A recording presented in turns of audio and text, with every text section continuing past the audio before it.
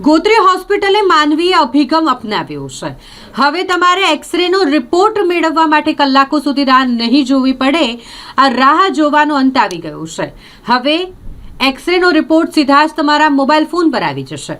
Gotri hospital ખાતે ખાસ આ નવતર ક્રાંતિકારી શરૂઆત કરવામાં આવી છે કે જેમાં કલાકો સુધી જ્યારે તમે એક્સરે કઢાવો પછી તમારા સ્વજનોએ રાહ જોવી પડે રિપોર્ટ મેળવવા માટે, પરંતુ હવે એ રાહ નહીં જોવી પડે। હવે સીધો જ રિપોર્ટ તમારા મોબાઈલ ફોનમાં આવી જશે। અત્યાર સુધી એક્સરે પડાવ્યા પછી દર્દી કે તેના સ્વજનને કલાકો સુધી રિપોર્ટ માટે લાઇનમાં ઊભા રહેવું પડતું હતું। ઘણીવાર રિપોર્ટ આવતા મોડું થાય તો સારવારમાં પણ વિલંબ થતો, પરંતુ હવે ક્લિક એન્ડ સેન્ડ ગોત્રી હોસ્પિટલમાં કાર્યરત થયેલ અત્યાધુનિક મશીન દ્વારા એક્સરે પડતાની સાથે જ તેનો ફોટો સીધો જ દર્દીના અથવા ડોક્ટરના મોબાઈલ ફોન પર પહોંચી જશે।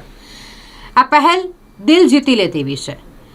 ઇમરજન્સી કેસમાં જ્યારે એક સેકન્ડ કિંમતી હોય છે ત્યારે આ મોબાઈલ એક્સરે સિસ્ટમ જીવન રક્ષક સાબિત થશે। ગરીબો માટે વરદાન બની રહેશે। પ્રાઇવેટ હોસ્પિટલોમાં હજારો રૂપિયા ખર્ચ્યા પછી મળતી સુવિધા હવે ગોત્રીમાં મફત અથવા ટોકન દરે ઉપલબ્ધ થશે। આપણે જીએમએસ હોસ્પિટલમાં જે એક્સરે વિભાગ છે, રેડિયોલોજી વિભાગ જેને કહેવાય, ત્યાં એક્સરે માટે લગભગ દરરોજના 1000 એક્સરે પડતા હોય છે। એક્સરે સિસ્ટમ જે જૂની પદ્ધતિથી હતી કે એક્સરે પાડીને એને ડેવલપ કરવાનું અને પછી એને સુકાઈને ડ્રાય ફિલ્મ પેશન્ટને આપવાની, હવે ડિજિટલાઇઝેશન થઈ ગયું છે અને ગોત્રી હોસ્પિટલમાં પણ આ સુવિધા આપણને CSR એક્ટિવિટી માધ્યમથી અહીંયા એક ડિજિટલ એક્સરે ઇક્વિપમેન્ટ આપણને ડોનેશનમાં મળ્યું છે।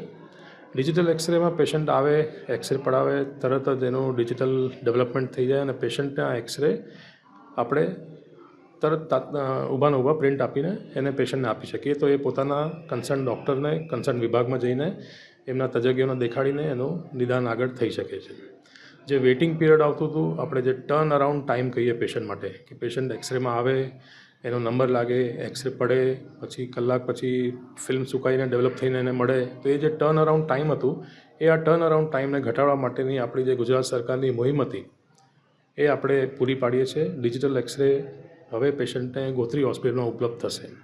આવા બીજા 2 મશીન પણ આપણને CSR એક્ટિવિટી થ્રુ ડોનેશનમાં મળવાના છે, જેની કાર્યવાહી ચાલી રહી છે અને જે પોટેન્શિયલ ડોનર્સ છે એ લોકો આના માટે રાજી થઈ ગયા છે, કારણ કે ખૂબ જ સારી સુવિધા છે, પેશન્ટનો ટાઈમ બચે છે અને ક્વોલિટી ઓફ એક્સરે પણ નોર્મલ એક્સરે કરતાં સારી હોય છે।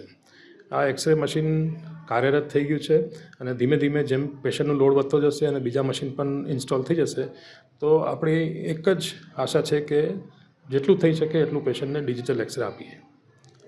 દર્દીઓનો સમય પણ બચશે, તાત્કાલિક રીતે સારવાર પણ મળી રહેશે।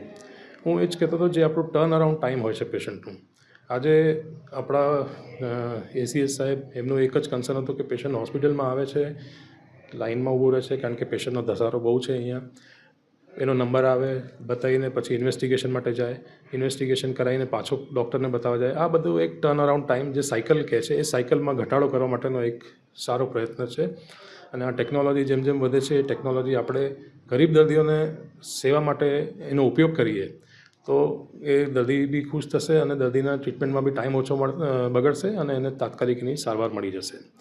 આ ફેસિલિટી આપણે કોવિડમાં પોર્ટેબલ ડિજિટલ એક્સરે ફિલ્મ આપણને ડોનેશનમાં મળી હતી, ત્યારે આપણે બેડ ટુ બેડ જઈને કોવિડના પેશન્ટનો એક્સરે લેતા હતા અને એને પછી આપણે વોટ્સએપમાં આવતા હતા। હવે આ એક સ્ટેટિક એક્સરે મશીન છે જેની કેપેસિટી વધારે છે અને એ રેડિયોલોજી વિભાગમાં જ કાર્યરત રહેશે અને પેશન્ટ જે પણ અહીંયા આવે છે એને આ એક્સરે પડાવવાનું અને એને ફિલ્મ તાત્કાલિક લઈ જવા માટેની સુવિધા પ્રાપ્ત થશે।